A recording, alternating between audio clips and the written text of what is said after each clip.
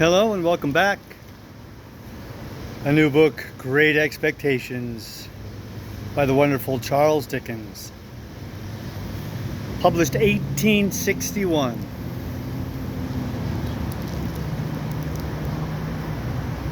Chapter 1. My father's family name being Pirrup, and my Christian name Philip, my infant tongue could make of both names nothing longer or more explicit than Pip. So I called myself Pip, and came to be called Pip. I gave Pirrup as my father's family name on the authority of his tombstone, and my sister, Mrs. Joe Gargery, who married the blacksmith. As I never saw my father or my mother, I never saw any likeness of either of them, for their days were long before the days of photographs. My first fancies regarding what they were like were unreasonably derived from their tombstones. The shape of the letters on my father's grave gave me an odd idea that he was a square, stout, dark man with curly black hair. From the character and turn of the inscription,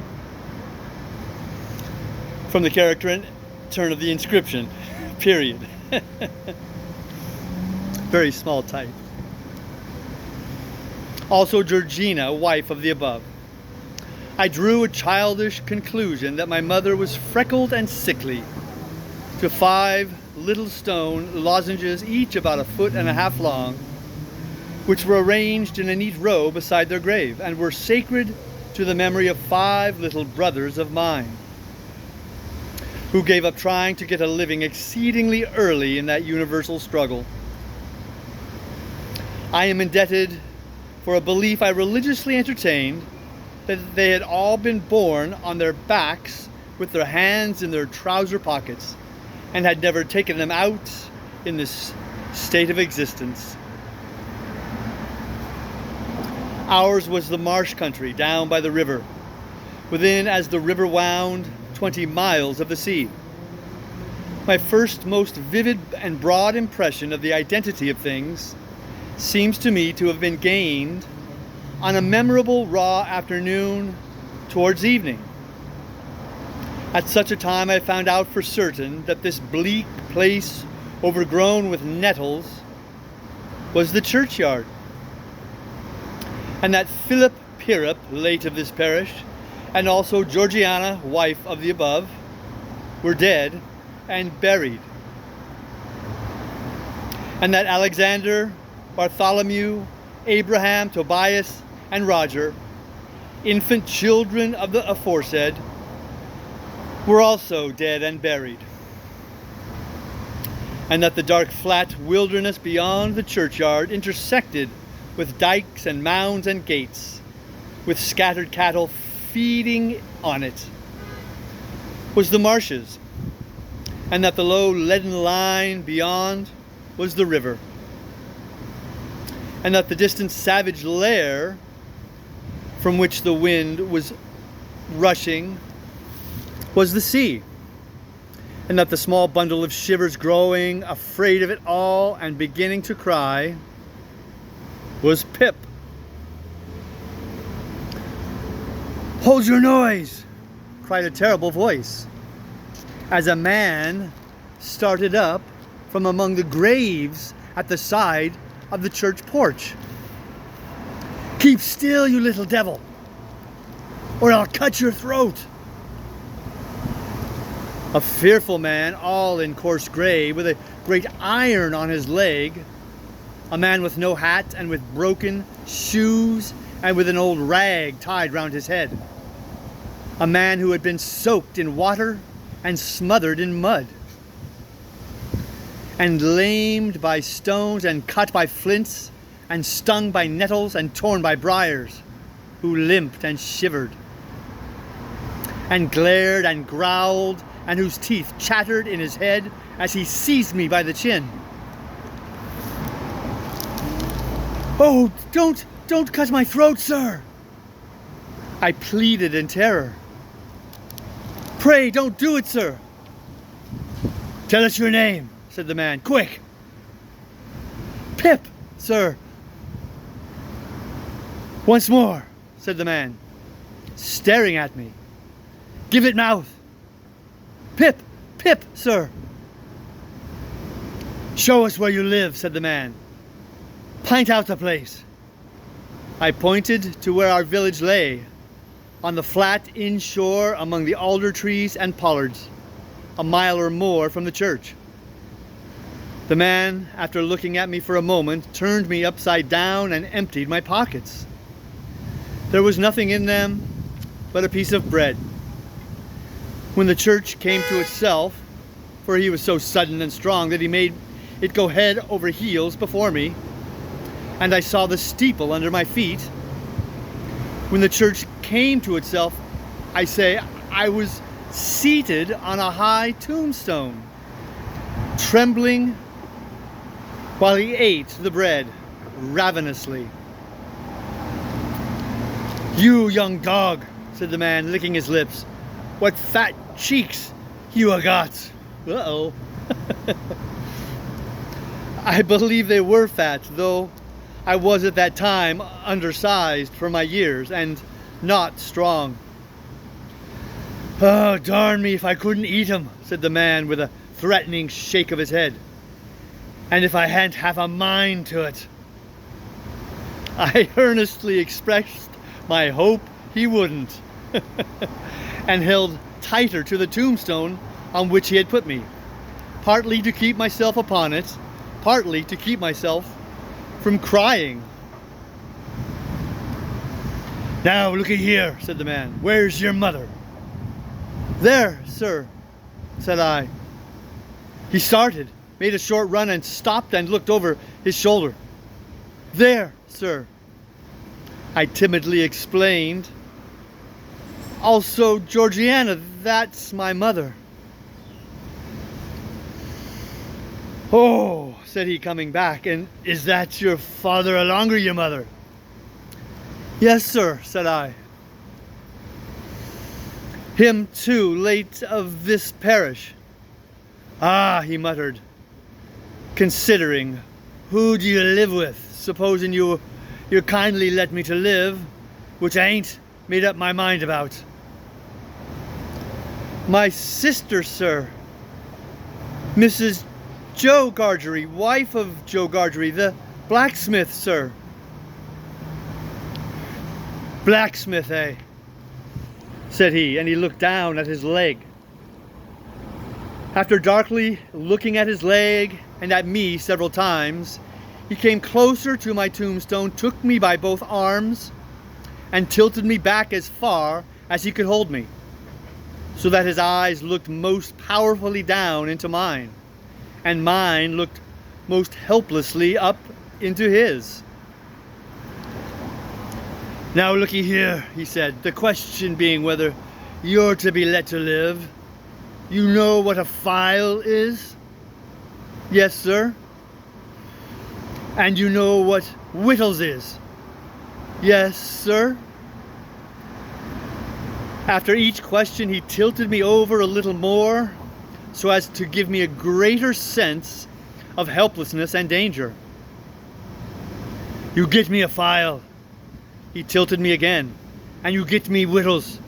He tilted me again. You bring them both to me.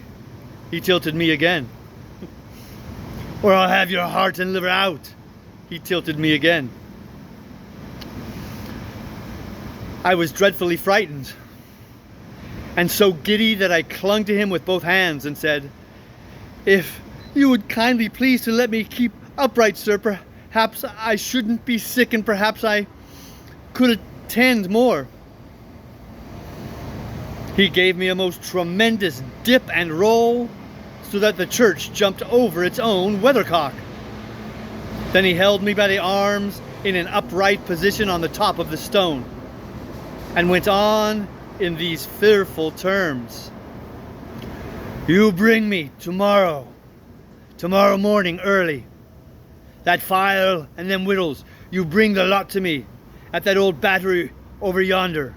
You do it, and you never dare to say a word or dare to make a sign concerning your having seen such a person as me.